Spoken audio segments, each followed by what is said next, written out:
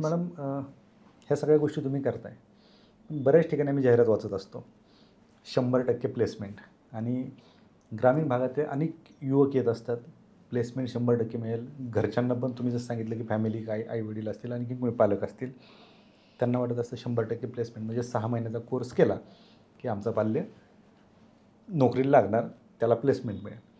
बऱ्याच ठिकाणी मिळते, परंतु असंही पाहायला भेटतं की प्लेसमेंट मिळते आणि 4 महिन्यानंतर तो पुन्हा घरी असतो. काय याच्यामागे काय रिॲलिटी? खरं तर सर, जॉब ही एक आशा आहे प्रत्येकाला. जसं तुमचा पहिला जॉब असेल, माझाही पहिला जॉब होता.